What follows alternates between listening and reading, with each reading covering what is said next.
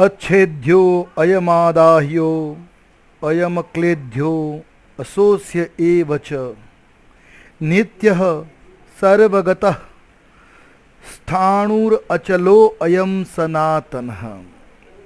આ શરીરને છેદી શકાતું નથી. તથા શરીરની અંદર જે છે શરીરી, એને છેદી શકાતો નથી, એને બાળી શકાતો નથી, આને ભીંજવી નથી શકાતો કે નથી અને સૂકવી શકાતો. કારણ કે નિત્ય રહેવાવાળો છે, બધામાં પરિપૂર્ણ છે, અચળ છે, સ્થિર છે. અને આ સ્થિર સ્વભાવનો એ અનાદિ છે. શસ્ત્રો વગેરે આ શરીરમાં વિકાર કેમ નથી કરતા? તો આ વાત આ શ્લોકમાં જણાવતા કહ્યું છે, અચ્છેદ્યો અયમ. શસ્ત્રો આ શરીરનું છેદન એટલે આ શરીરીનું છેદન નથી કરી શકતા. એનો મતલબ એ નથી કે શસ્ત્રોનો અભાવ છે અથવા શસ્ત્રો ચલાવવાવાળા અયોગ્ય છે, એવું નથી. અહીંયા ઉલટાનું છેદનરૂપી ક્રિયા શરીરમાં પ્રવિષ્ટ જ નથી કરી શકતી. કારણ કે આ શરીરની અંદર જે તત્વ છે, શરીરી જે છે, જે આ શરીરનો નિયંતા જે છે, આ શરીરનું સંચાલન કરનાર જે આત્મ તત્વ છે, ત્યાં સુધી અસ્ત્ર શસ્ત્ર પહોંચી શકતા નથી. આ શરીરનું છેદન થઈ શકે, પણ શરીરના સ્વામીનું છેદન નથી થઈ શકતું. એટલે શરીરને છેદન કરવા માટે યોગ્ય નથી. શસ્ત્ર સિવાય મંત્ર, સાપ વગેરે પણ આ શરીરીનું છેદન નથી કરી શકતા. જેવી રીતે યાજ્ઞવલ્ક્યના પ્રશ્નનો ઉત્તર નહીં આપી શકવાને કારણે તેમના શ્રાપથી સાકલ્યનું માથું કપાઈને પડી ગયું. બૃહદારણ્યકમાં આ વાર્તા આવે છે. આ રીતે શરીર તો મંત્રોથી અને વાણીથી કપાઈ શકે છે, કે શસ્ત્રથી પણ કપાઈ શકે છે, પરંતુ દેહી એનો જે સ્વામી છે તે સર્વથા અછેદ્ય છે. અર્થાત જે આત્મા છે એ અછેદ્ય છે. અદાહ્યો અયમ. આ શરીરી અદાહ્ય છે, કારણ કે તેનામાં બળવાની યોગ્યતા નથી. અગ્નિ સિવાય મંત્ર, શ્રાપ વગેરેથી પણ આ દેહી બળી શકતો નથી. જેમ દમયંતીના શાપથી વ્યાગ અગ્નિ વિના બળીને ભસ્મ થઈ ગયો હતો, આ રીતે અગ્નિ, શાપ વગેરેથી તે જ બળી શકે છે જે બળવા યોગ્ય છે. આ દેહમાં તો દહન ક્રિયાનો પ્રવેશ થઈ શકે, પણ જે દેહનો સ્વામી છે, દેહી જે છે, જે શરીરનો અધિપતિ છે, એ દહન થઈ શકતો નથી.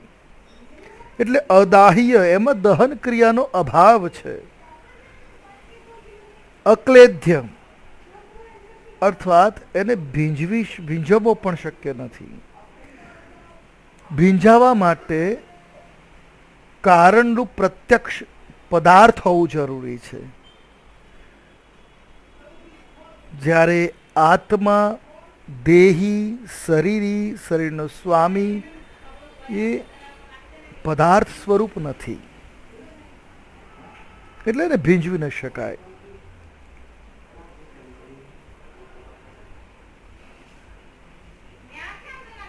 જળથી જેમ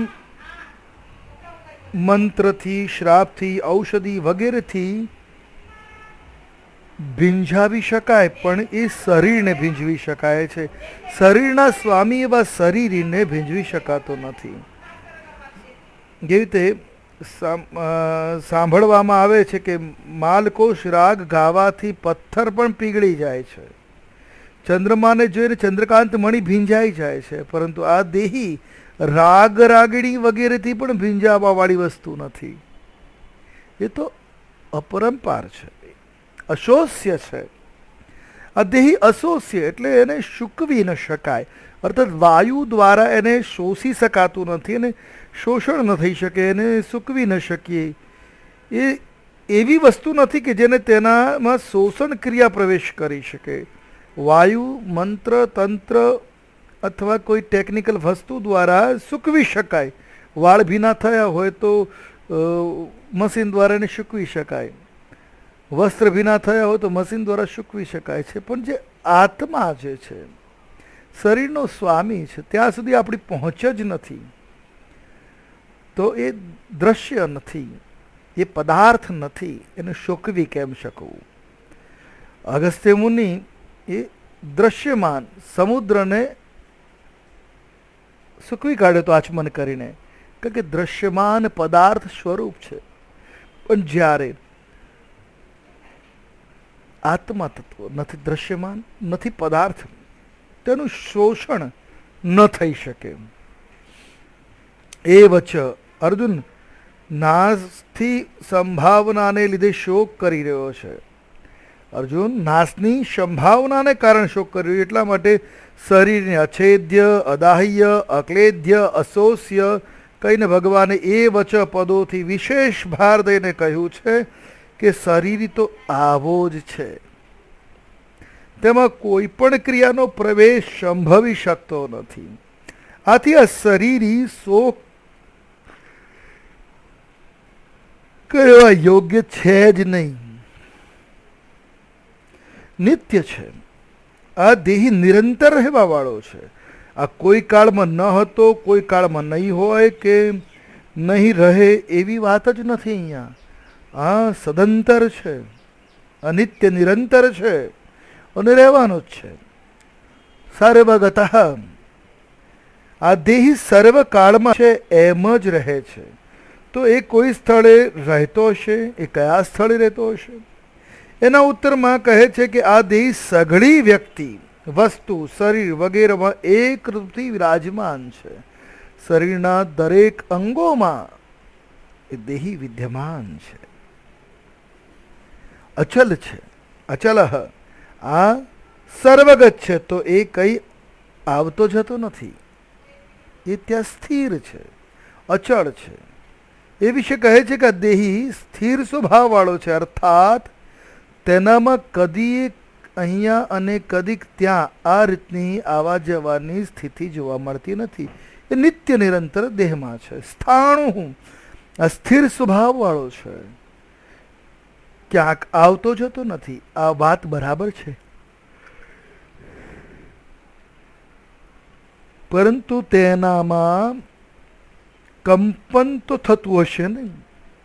જે રીતે વૃક્ષ એક જગ્યાએ જ રહે છે, ક્યાંય આવતું જતું નથી, પરંતુ એ જગ્યાએ રહેલું હોવા છતાં પણ હાલે છે, કંપિત થાય છે. એવી જ રીતે દેહીમાં પણ હાલવાની ક્રિયા થતી તો હશે ને. ઉત્તરમાં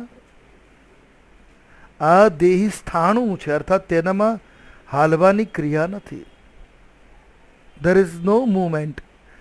આ દેહીમાં કોઈ પણ પ્રકારની હલનચલન નથી, સનાતન છે. આ દેહી અચળ છે, સ્થાણું છે, એ વાત તો બરાબર છે, પરંતુ એ કદી પેદા પણ થયો નથી અને થશે પણ નહીં. એ વિશે કહે છે કે સનાતન છે, અનાદિ છે અને સદાયથી છે. એ કોઈ સમય ન હતો એવો સંભવ જ નથી. આ સંસાર અનિત્ય છે, એક ક્ષણ પણ સ્થિર રહેવા વાળો નથી, પરંતુ જે સદા સ્થિર રહેવા વાળો છે, જેનામાં કદી કિંચિત માત્ર પણ પરિવર્તન નથી થતું, એ દેહી તરફ લક્ષ્ય કરવાનું નિત્ય પદનું તાત્પર્ય પણ કહ્યું છે. જોવામાં, સાંભળવામાં, વાંચવામાં અને સમજવામાં જે કંઈ પ્રાકૃત સંસાર આવે છે, તેમાં જે બધી જગ્યાએ પરિપૂર્ણ તત્વ છે તેની તરફ લક્ષ્ય કરવાનું સર્વગત પદનું તાત્પર્ય રહેલું છે. સંસાર માત્રમાં જે કંઈ વસ્તુ, વ્યક્તિ, પદાર્થ વગેરે છે તે સગળે સગળા ચલાયમાન છે. તે ચલાયમાન વસ્તુ, વ્યક્તિ, પદાર્થ વગેરેમાં જે પોતાના સ્વરૂપથી કદી ચલાયમાન વિચલિત થતું નથી, તે તત્વથી તરફ લક્ષ્ય કરાવવાનું અચલ પદનું તાત્પર્ય છે. પ્રકૃતિ અને પ્રકૃતિના કાર્યથી સંસારમાં પ્રત્યેક ક્ષણે ક્રિયા થતી રહે છે અને પરિવર્તન થતું રહે છે. એવા પરિવર્તનશીલ સંસારમાં જે ક્રિયા રહિત, પરિવર્તન રહિત અને સ્થાયી સ્વભાવવાળું તત્વ છે, તેની તરફ લક્ષ્ય કરાવવાનું સ્થાણું પદનું તાત્પર્ય કહ્યું છે. સગળા પ્રાકૃત પદાર્થો ઉત્પન્ન અને નષ્ટ થવાવાળા જ હોય છે. તથા તેઓ પહેલાં પણ ન હતા અને પછી પણ નહીં રહે, પરંતુ જે ન તો ઉત્પન્ન થાય છે અને ન તો નષ્ટ પામે છે, તથા જે પહેલાં પણ હતું અને પછી પણ હરદમ હંમેશા રહેશે, એ તત્વ એટલે દેહી, આ આત્મા, આ શરીરી, શરીર નહીં, શરીરનો સ્વામી શરીરી, એની તરફ લક્ષ્ય કરાવવાનું સનાતન પદનું તાત્પર્ય છે. ઉપરયુક્ત પાંચેય વિશેષણોનું તાત્પર્ય એ છે કે સંસારની સાથે શરીર તાદાત્મ્ય હોવા છતાં પણ અને શરીર શરીરી ભાવનો ભિન્ન ભિન્ન અનુભવ નહીં હોવા છતાં પણ શરીર નિત્ય નિરંતર એકરસ અને એકરૂપ જ રહે છે. જય શ્રી કૃષ્ણ.